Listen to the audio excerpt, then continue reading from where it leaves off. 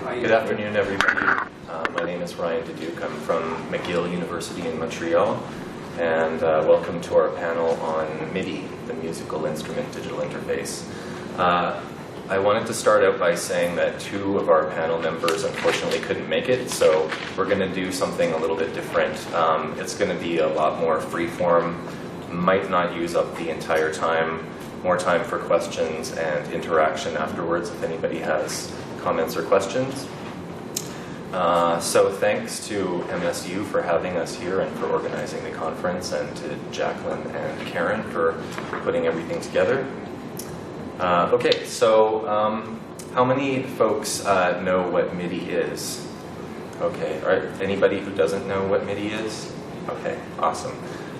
This is going to be the only block quote that I'm just going to read, so don't worry. This is a definition taken from the Rock Snobs Dictionary. This is my favorite definition of MIDI. An abbreviation for musical instrument digital interface, a communications protocol that allows a central electronic device, usually a keyboard or computer, to interact with other MIDI-compatible devices, enabling one person to command several instruments at once, and to tweak, twiddle, and layer every last note and beat of a composition to one's heart's content. MIDI, which was developed by a consortium of musical instrument manufacturers, was viewed warily by many purists when it was introduced in 1983, but is now used by nearly all rock musicians, save the White Stripes. And so, use it in a sentence: with all my MIDI sequencers and interfaces, I can perform the wall without David, Rick, or Nick. God help them. Okay, so to start out with a little bit more MIDI humor, this is a scan taken from the Sequential Circuits newsletter called MIDI Gritty from 1984. And it says, if you can't read the caption here, I think I finally got Wagner's Ring stored as one sequence.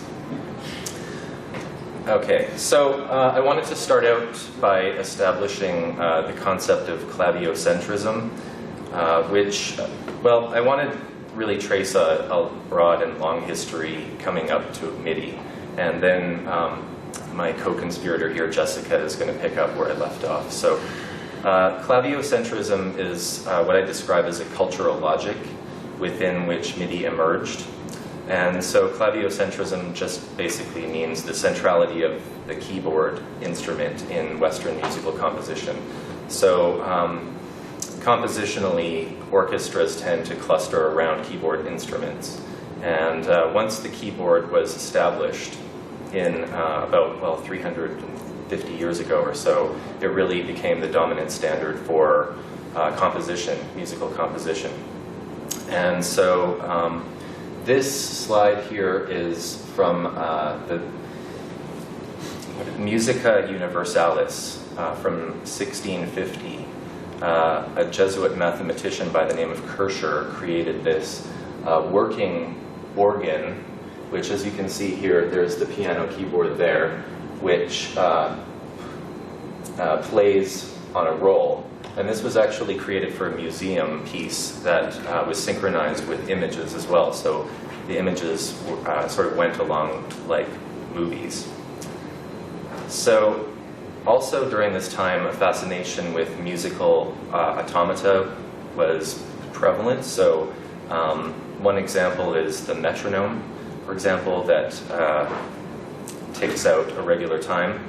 And around the time of the metronome, musical composition started to change a little bit. It was more free form before that. And as the metronome came into the marketplace, people started to play along to machines as opposed to playing along to their own personal rhythms. Okay, so moving into the 20th century, a precursor of MIDI is the Hammond organ.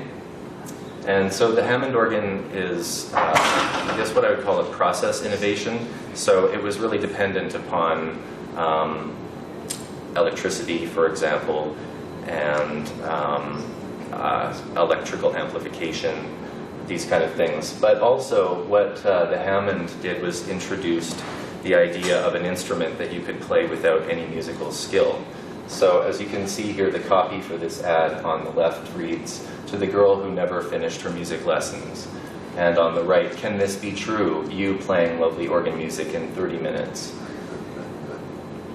So, so really the rhetoric here is musical skill is collapsed onto the keyboard instrument. So you don't necessarily have to play multiple instruments. If you can play the keyboard, then you can control all kinds of different sounds and instruments with that one keyboard controller. And so that's really important when moving towards MIDI, because MIDI really was centered around the keyboard controller. Okay, so in the late 70s, this was taken a little bit further by synthesizer companies who created machines that had preset patches. So preset sounds that were really designed to emulate the sounds of other instruments. So stringed instruments, for example. This is an ad for a Roland synthesizer from about 1970-71. And it says in the bottom corner, "Easy to play tablet for 10 different musical instruments, special effects at the touch of a finger." So really the idea was to try and pack as many different instruments and sounds into one machine as possible. And again, to collapse the concept of musical skill onto one machine. Also after, well, around 1960s and early 1970s, albums like these started coming out that were specifically made for Hammond organ. So these are a collection of album covers by a fellow named Harry Stoneham, who was a prolific organist in the UK, and released dozens and dozens of records like this with Hammond and also Baldwin and Lowry organs. So I thought maybe we could just take a listen to an example here of, this is Harry Stoneham doing "Hey Jude."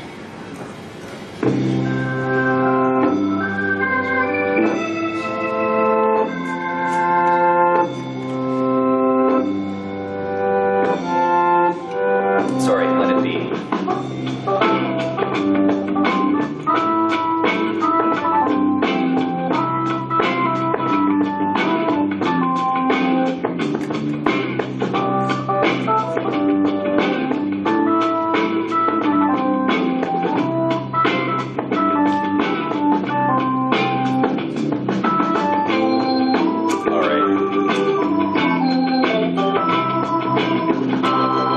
There's a couple of ideas here that I wanted to get at. First of all, and this is an overarching theme throughout, musical technology is overwhelmingly masculine. The consumers of musical instruments, electronic musical instruments especially in after MIDI, was about over 90% male. And so you can sort of see that precursors to that in the imagery on these album covers. They were obviously geared towards men, and also kind of, they're all on motorcycles for some reason. I'm not sure. I guess that's... No valid reference. No, I don't think it has anything to do with that. So,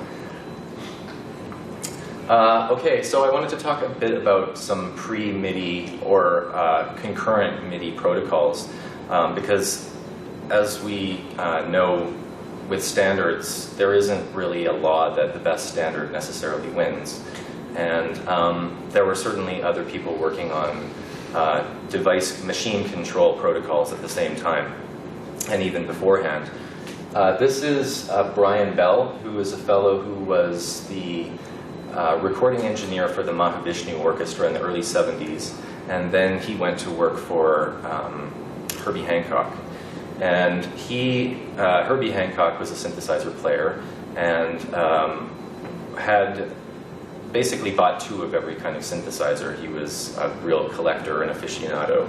And he ran into the same problem that other musicians at this time ran into, which was wanting to control a bunch of different instruments, but only having 2 hands to be able to do it. So he gave his pal Brian Bell the job of automating some of his electronic equipment. And so Brian Bell went ahead and did that in about 1980-81, he actually automated an entire recording studio. So it wasn't just the synthesizers that were automated, it was also the recording gear, the music mixer, and pretty much every electronic device in the studio was automated.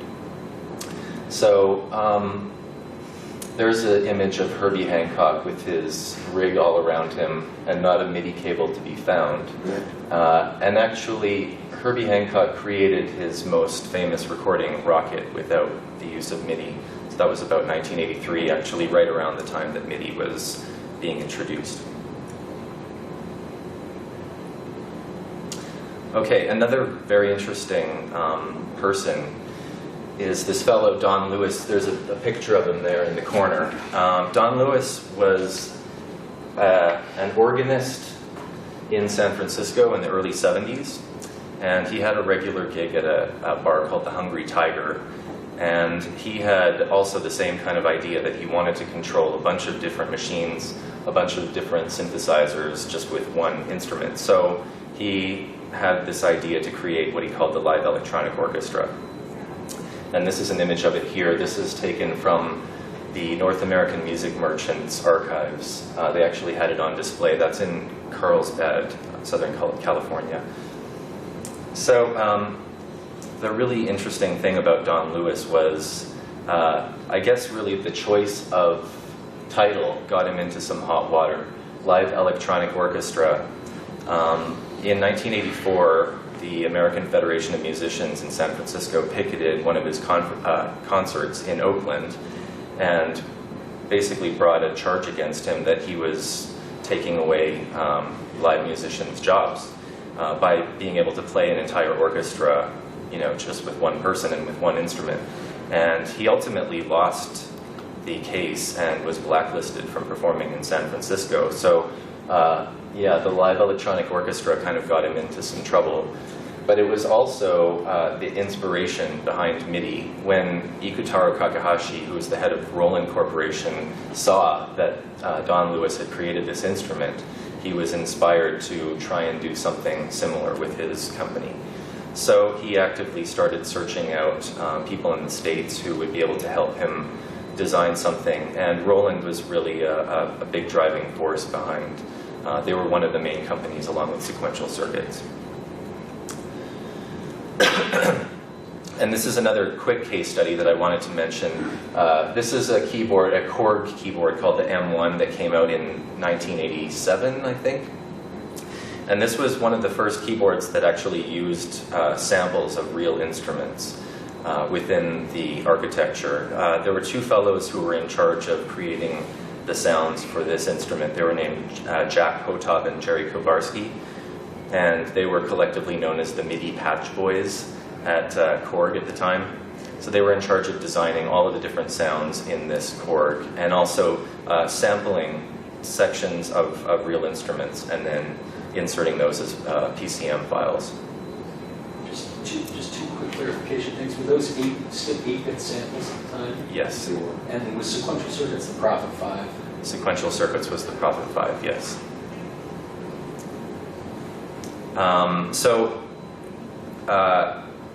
Probably the most recognizable sound that comes out of this instrument is the Seinfeld bass, which I'm sure that most of you are familiar with.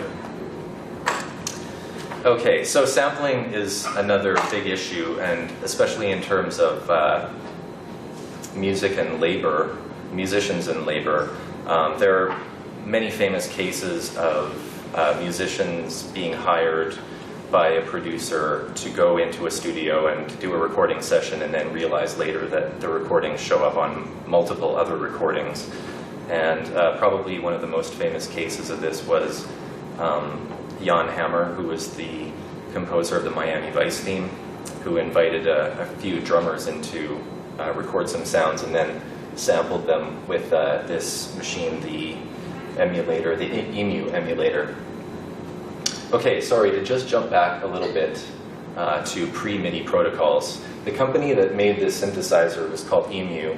They were based also in Northern California around the same time as Sequential Circuits was operating there. And Dave Smith, who was the head of sequential circuits, had licensed some of EMU's hardware to use in the Prophet 5 keyboard. And around 1980-ish, they had a big falling out. Dave Smith felt that he didn't really need to pay the royalties anymore to EMU, and so they were not on speaking terms. But the fellows from EMU went ahead and created their own pre-MIDI protocol as well. It didn't have a name, but it was used to interface all of their own instruments. And unfortunately, they weren't called to the table when MIDI was being talked about. So Dave Rossum told me in a personal interview that he found out about a week before that MIDI existed. So he was eventually included into the conversations, but unfortunately EMU really missed out because none of their instruments were really MIDI ready. So as opposed to a company like Yamaha, for example, which had a synthesizer called the DX7, which was basically MIDI compatible, and also Roland, who was the driving force behind MIDI.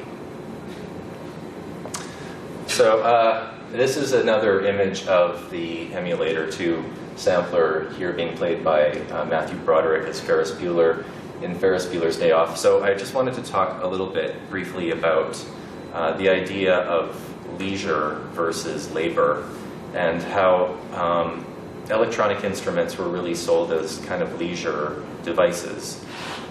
They were sold as easy-to-use devices, and as we all know, music is certainly, labor. I mean, there are unions for musicians, so I think it's kind of interesting that electronic instruments, and especially MIDI-capable instruments, were really sold as instruments that anybody could use. A novice could pick them up and make music with them, no prior skill required, very similar to the way that the Hammond organ was sold in the 40s and 50s, and also very similar to how the piano, the player piano, was sold at the turn of the century. Just going to take a quick break here. I don't know what Dad was doing before this picture was taken. Smoking pipe.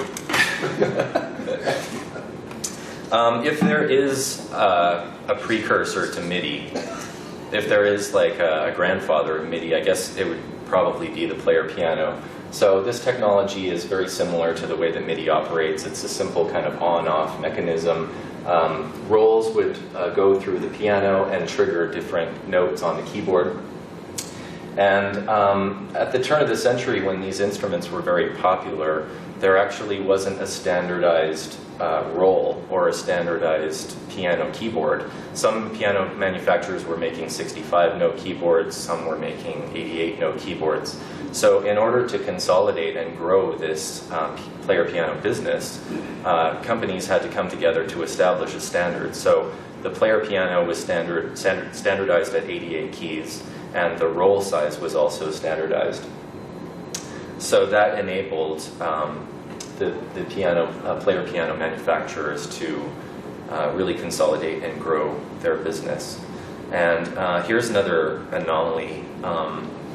Same idea. It's really difficult for you to see in this light, I'm sorry. Let me see. No, Anyway, this is a device called the Rollmonica, which operated on the same principle. It had a harmonica and a roll that you would turn like this and blow. This is a young Joan Crawford endorsing the Rollmonica in 1928, the ill-fated Rollmonica. And you can find them on eBay for $10 now, so in case you wanted to.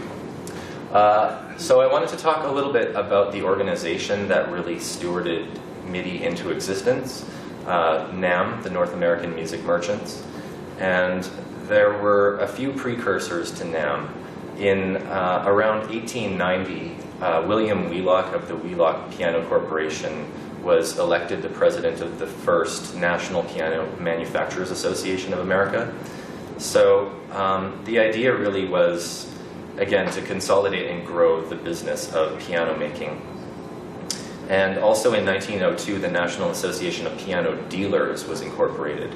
So manufacturers and dealers came together in about 1904 and created the National Association of Music Merchants. So I think it's well worth spending a little bit of time on the mandate, the original mandate of NAMM. So it was a 10-point mandate. First of all, they wanted a better acquaintance among the members of the trade, good fellowship and interchange of views of mutual concern.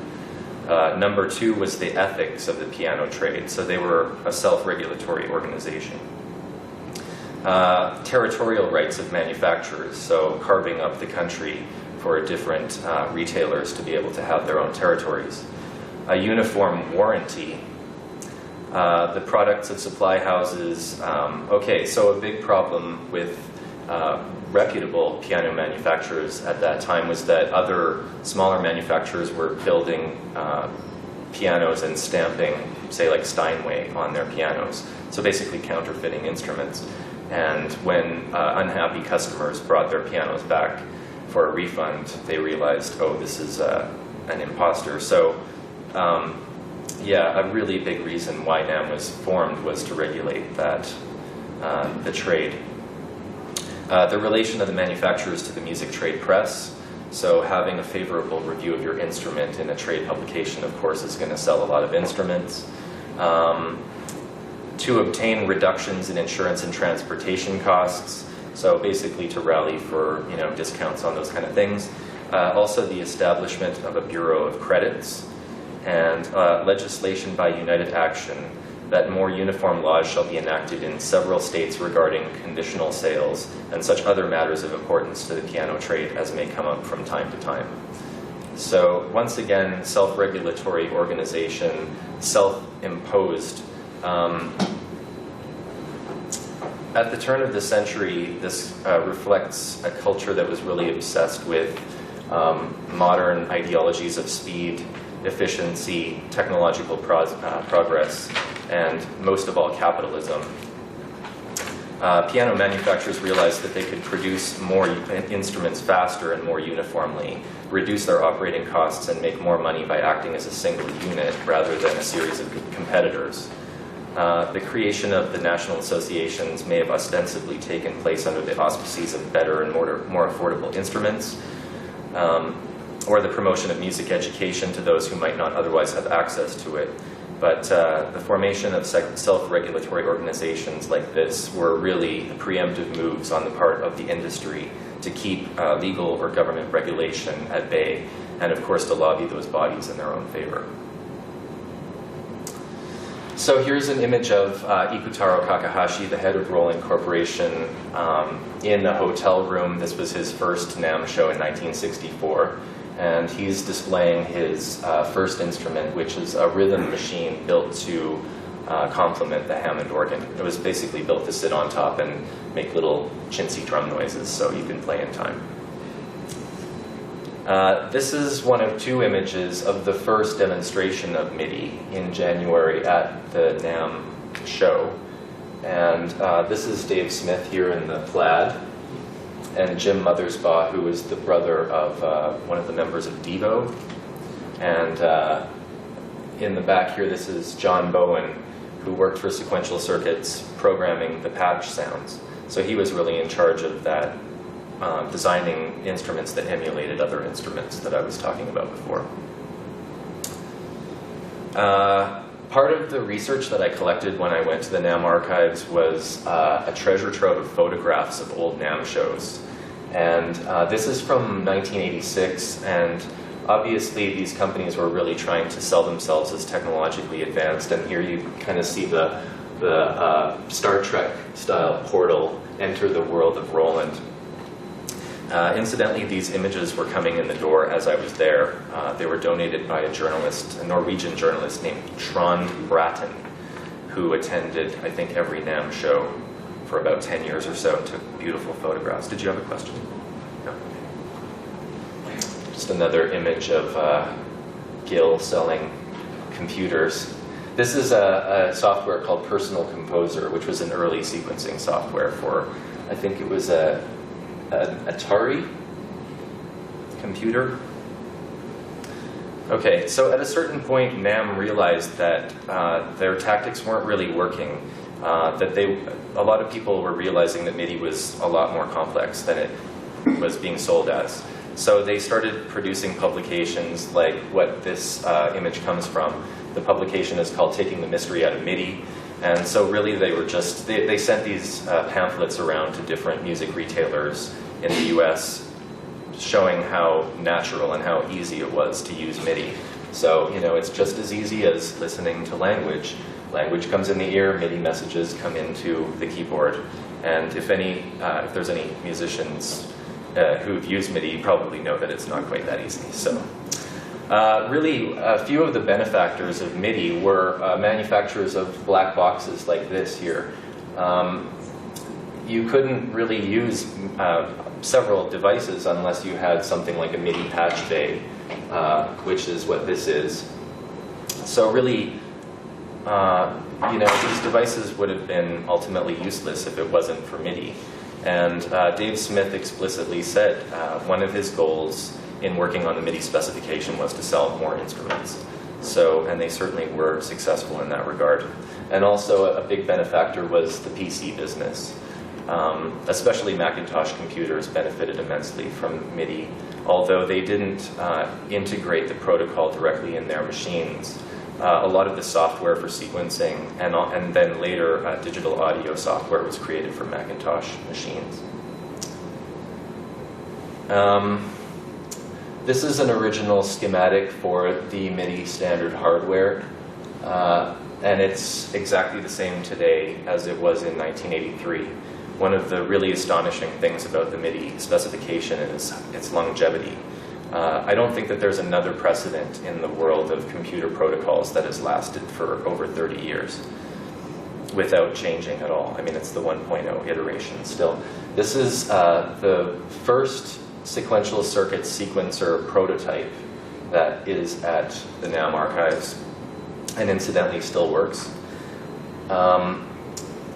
And this ad here from the Korg Poly 800, really, the copy on top sums up essentially how the industry was attempting to sell MIDI capable instruments. Professional, programmable, interfaceable, surprisingly portable, and affordable, of course. So I'm going to leave it there and hand it over to Jessica Feldman, and we'll be happy to answer some questions afterwards. Hi, thank you, Ryan. So I'm Jessica Feldman. I'm from the Media Studies Department at NYU, and I'm going to read to you from a paper that I'm co-writing with Martin Scherzinger, who's also in my department, and Stefan and Louise Grass, who's doing similar research in Sorbonne Media Studies. And actually, before I get into it, I thought maybe we could take a break and listen to some music. So Ryan put this together. It's a little comparison of Rhapsody in Blue performed by humans and performed by MIDI. Just so if you don't know what MIDI is, so you can sort of hear the effects of the protocol. So let's see here.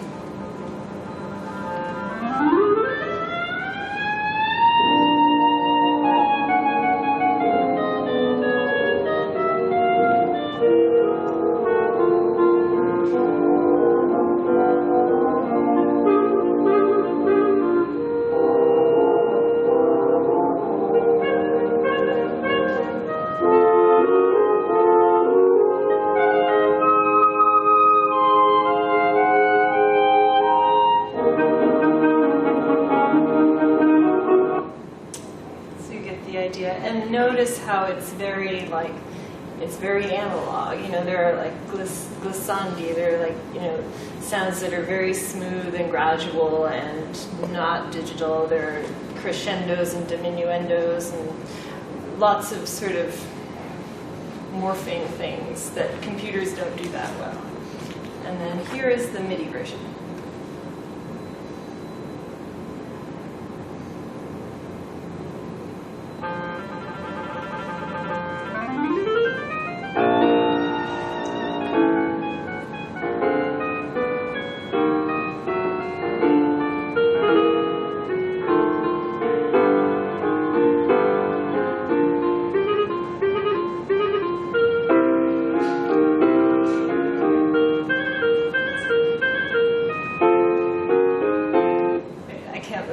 for too long. So you get the idea. Sorry? Well, it's not that bad. It's just another thing. For some cartoon movie. Right. Yeah, exactly. It's another thing. And I think part of what I want to talk about, sort of broadly what I'm going to talk about, is how most of the critiques of MIDI are sort of critiques of how it's not analog enough. It doesn't, respond to these like continuous human gestures well enough. But they're kind of based in this idea that the machine should be able to do what the human can do, because the Western male consumer is the site of truth. And if we can make something that does what he wants, then we can, have great technology. So I think this idea that it's just another thing is actually a really important idea that isn't given enough credence and has kind of been the fact that the technology is, there's this hope that the technology will become more perfect, and out of that hope comes new technologies that are flawed and disciplinary in other more finely granulated ways. But that's the conclusion of my paper, so I just kind of jumped ahead a little bit. I'm gonna start here with some history and move into a rather technical description of how MIDI works. So please bear with me. I'm sure we have a very mixed audience, and some people know more technology than I do, and some people don't know that much about it. And I want to really explain how technical decisions were made at a very low level, because I think they really affect the way the sound happens and gets distributed and has circumscribed our creative possibilities on a global scale. So I'm going to try to make that connection, and then we go into a bit of a discussion of the teleological effects of the technology and the technologies that have come after. So it's kind of like history and then STS and then critical theory. And I'm going to try to do it in like 20 minutes. Okay, so just to refresh, MIDI stands for Musical Instrument Digital Interface, and the idea was to allow like one piece of hardware to control another piece of hardware through a computer. And those pieces of hardware were keyboard synthesizers at the inception of the technology, and basically still are. There are other things that work with MIDI, but it's really designed for these synthesizers. And this format is now deeply embedded into most digital music, even if you're not using one of these. Like, the language that this machine understands is what we can use to make music now. So what we've been doing with our research is trying to locate this MIDI stuff in a larger historical frame, articulating both the conditions of the emergence, which Ryan did really well, and the effects, which kind of are reaction to those limitations that come from the conditions of emergence. So I think it's fair to say that MIDI, perhaps without meaning to at first, has become the dominant representation scheme for digital music for the past 30 years. And it's kind of starting to shift a little bit now. Alternate standards such as OSC, which probably people don't know about, it's called Open Sound Control. It's designed by a bunch of sort of music nerds at UC Berkeley. That's gaining a lot of ground in the field of art music. And then other tools like beat tracking and gestural controllers are becoming more popular in the mass market. So those are two things that sort of compensate for the limitations of MIDI. And different ideologies and goals underlie both of them, but they both respond to failures of MIDI that are kind of articulated as failures to conform to the body in certain ways. And what I'm going to try to show is that these limitations of the protocol are inscribed by certain imperatives that mass marketing necessarily levies on a creative language. So I'm going to start with like a very brief technical history. And I'm kind of framing this by trying to understand the ways in which certain economic conditions enter into conversation with technical design imperatives. And I'm using Phil Augre's concept of grammars of action. And the idea there is that in technologies that capture human activity, whether it's like a keyboard synthesizer or an accounting system, there is a linguistic model that specifies a set of items, which are actions, that can be assembled together into a certain structure, which is like a grammar, in order to represent the activity. And the idea is that these grammars accrue a normative valence through force of repetition and habituation. So in the case of MIDI, you can think about the keyboard and Western tuning systems as the grammar. And then the tendency of the consumer's body to work within this language ends up being used to reify the keyboard instrument as like natural, and simultaneously implies that the Western consumer's body is a site of universal truth. So it's this feedback loop. And then in the end of the talk, I'm going to speak more about how that has sort of lasted as an implication in the after effects and the new technologies that are being made. So if we start January 1983, there's this moment where MIDI is introduced in Anaheim, California at a conference. It's the first public demonstration of the protocol's operation, and it's kind of dramatic. They're connecting a sequential circuits Prophet 600 synthesizer to the Roland JP6, which I guess Ryan was telling me this was like carried in like over their heads as if it was some kind of sacrificial lamb that was going to be connected to another company's hardware. It was this big dramatic thing. And one is used to play the other live. And this never happened before. This interaction is the first among many. Competing manufacturers plug into each other and are able to operate each other's products through a collaboratively built interface that was standardized by protocol. MIDI was one of the first interoperable standards in the history of digital technology to be widely disseminated and adopted by consumers. And this is why I'm so interested in it, because we can look at this as a model of how a standard that arose in kind of like a small niche market has global consequences. Do you mean interoperable between competing brands? Is that kind of? Yeah. I mean, you can also think of like VC as an earlier example of this, but in terms of like being widely disseminated, I think. So this, and then what happens is there's the beginning. This is the beginning of a de facto path dependency on this interface, and it becomes globally pervasive. And so whatever sonic parameters this prescribes is what we have to work with.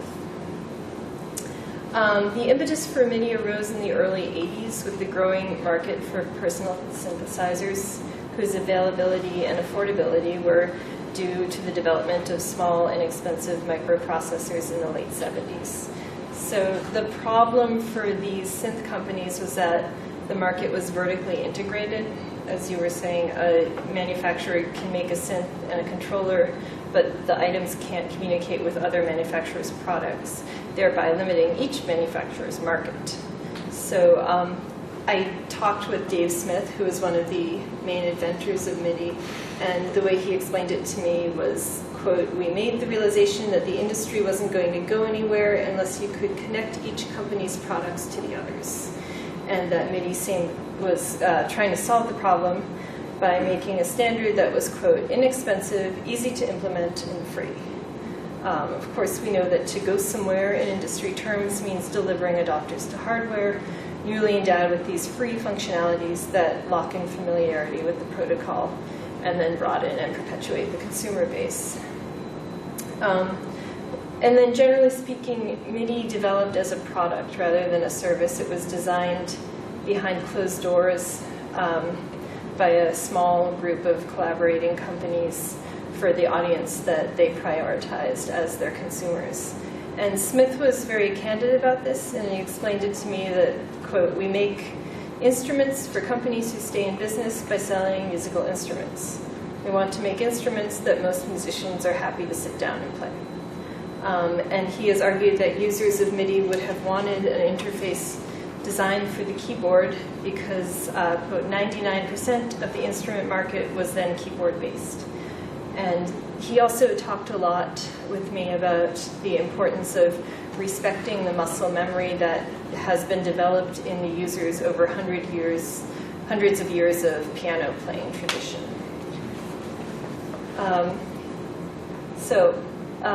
After January 1983 comes August 1983, which is when the first MIDI-equipped synthesizers are introduced to the market by Sequential and Roland, and a final version of the spec 1.0 was released. And so this is like, near simultaneous introduction of the spec and the instruments. Was described to me by sound artist Luc Dubois as, quote, "an unusually agile example of monopoly capitalism." And Dubois explained that, quote, "they came up with all the stuff rather fast because they were under some sort of self-imposed manufacturing deadline. This was to kind of force it down your throat. We have the spec, and oh, incidentally, we also have the prototypes, and we are about to release it." The effects of these hasty prototypes have been far-reaching and long-term.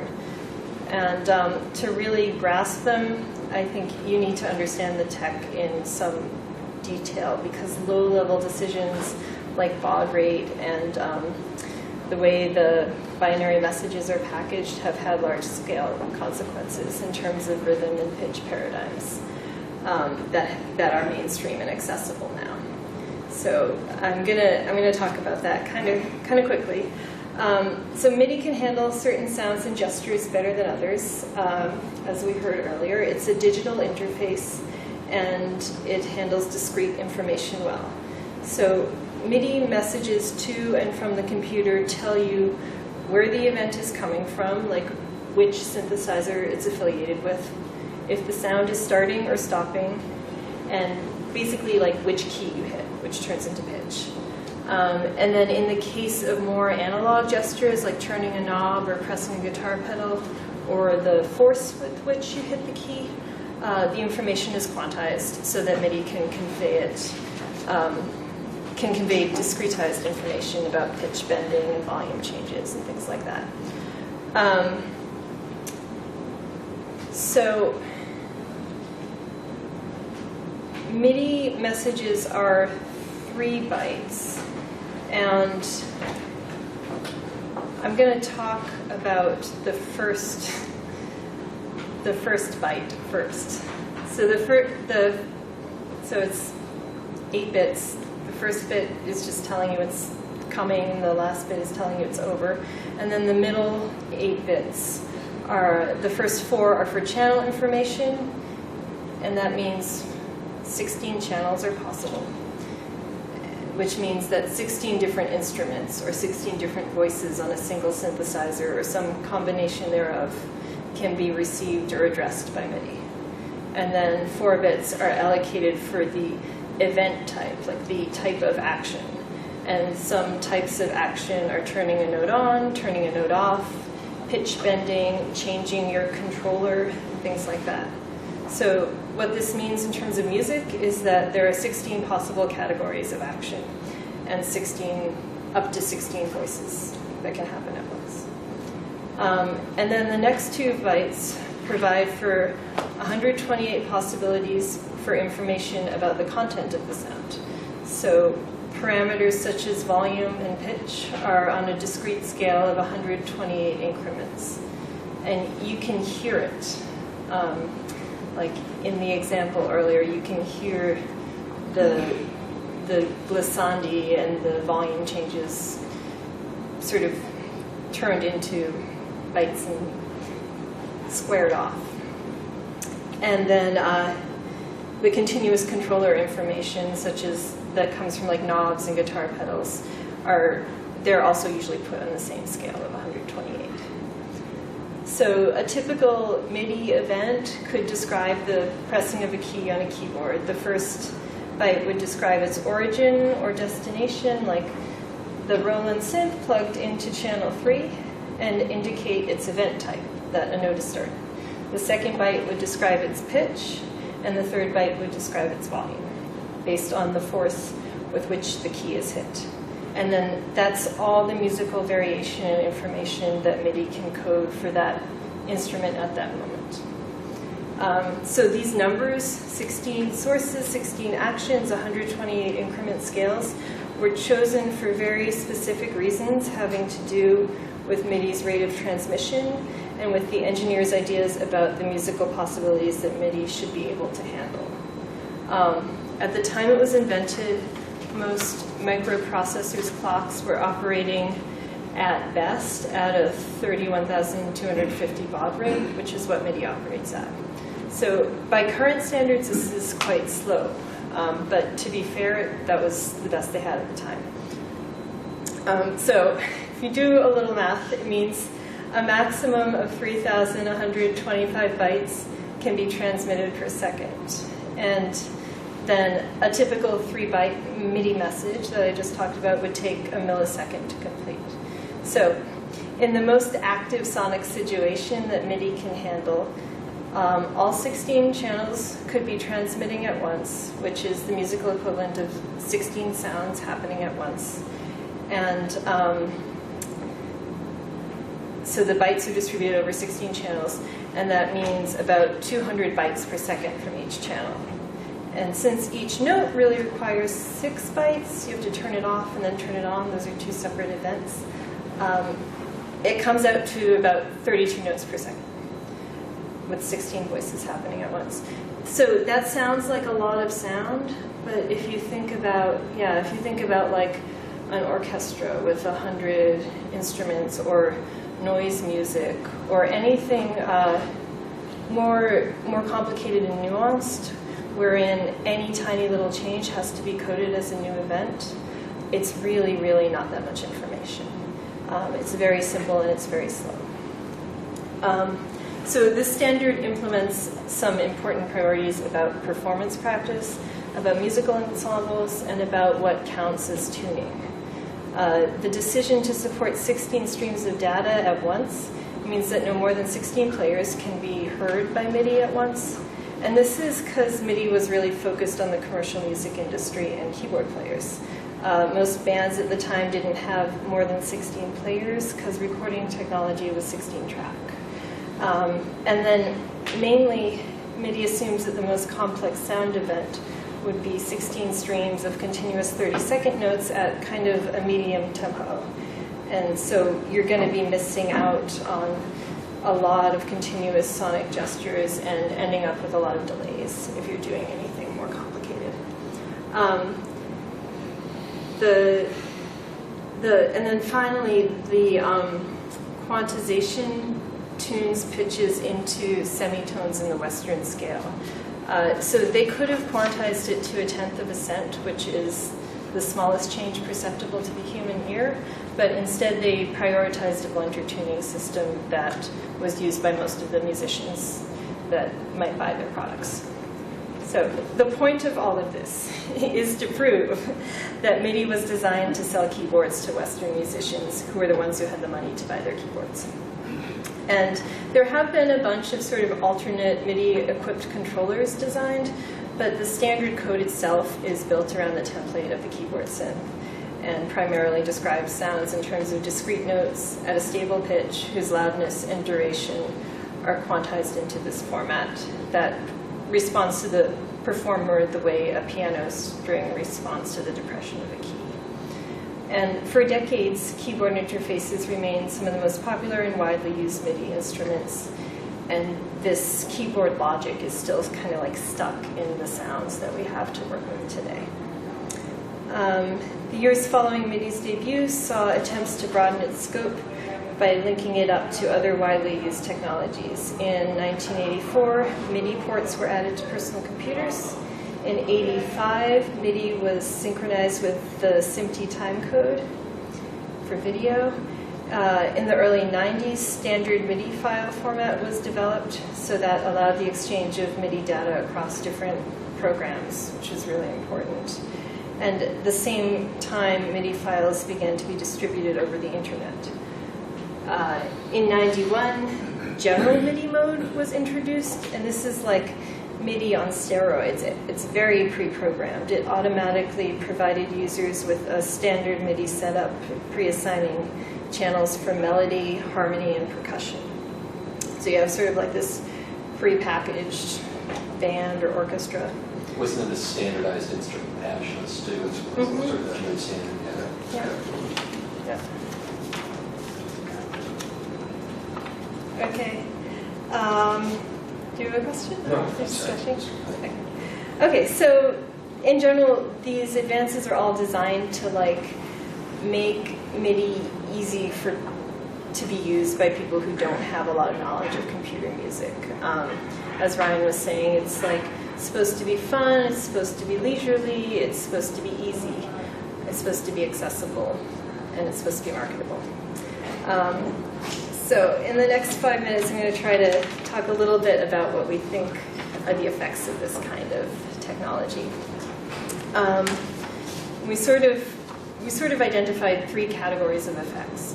The first are techno-determinist effects, which focus on the values inherent to the technology.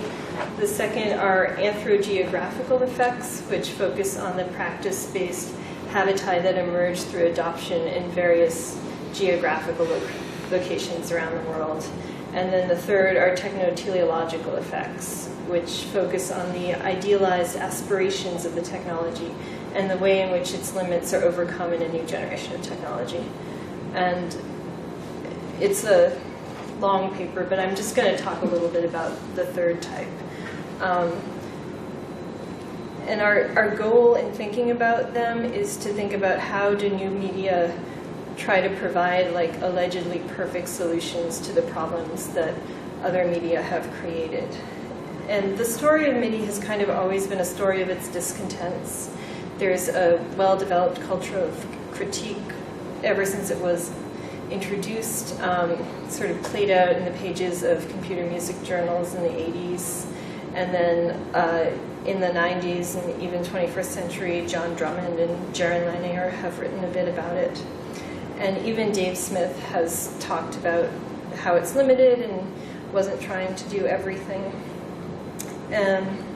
So this critique sort of developed as a shadow to MIDI. As MIDI continued onward, the critique developed more and more. And there was an outpouring of academic and popular scholarship in critical response to the widening reach of MIDI. It sort of identifies 3 main problems. One we can call the mosaic zoetrope problem. Like the mosaic of the keyboard is compared to the watercolor sound of the violin in some writing. Richard Moore in the Computer Music Journal talks about the need for continuous variation instead of discrete tessellations, et cetera, et cetera.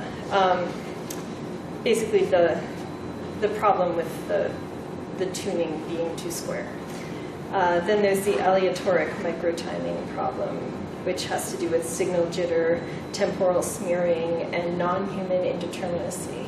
The idea that like the intimacy with the machine is disrupted by the fact that there's signal jitter.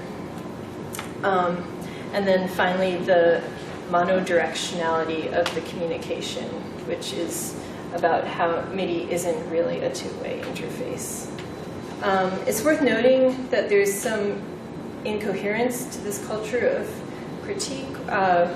Some people claim the protocol is too predictable and not malleable enough. Some claim that it's too unpredictable and there's too much jitter, et cetera, et cetera. But overall, it's just construed as too rigidly mechanical.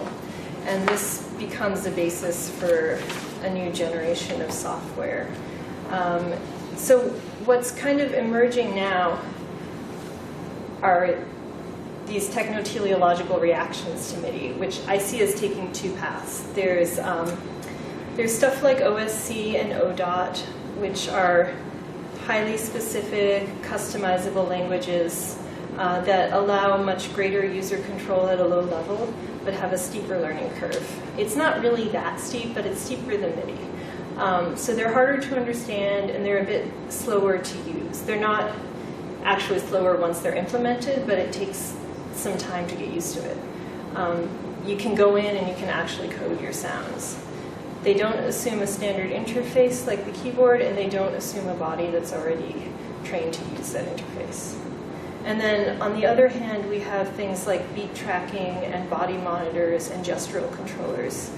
And I think these are kind of scarier. And these are kind of based on this idea that the machine is not responding quickly or seamlessly enough to the body. And they claim to empower the user through faster and more sensitive responses, but are actually very closed at the low level. So they're built on the idea of this critique that getting closer to the unmediating body will be better. And I think underlying this idea, or convenient to this idea, is the idea that the body is universal. And so if you can make something that responds to an unmediated body, you have a much wider consumer base. But actually what's happening is these technologies don't respond to all gestures. Like beat tracking software, for example, doesn't recognize African beat patterns very well. It really can only, you have to sort of shift into Western rhythms in order for it to be able to, for you to be able to play with it. So our theory is that what's happening here is that there's a more finely granulated sensors and like higher level quantization that is harder to notice, but it's happening still, and it's kind of disciplining the performer on a more nuanced level than we're used to noticing. Like with MIDI, it's clear, there's a keyboard. You know that you have to work within these white and black keys. But in these new technologies that come out of this critique of MIDI, it's much less clear. More nuanced, less conscious level at which we have to conform to the machine's expectations. And I think I just want to end there, thinking about how these interfaces that claim to give us more control may actually, on some subtle level, actually be controlling us. Thank you.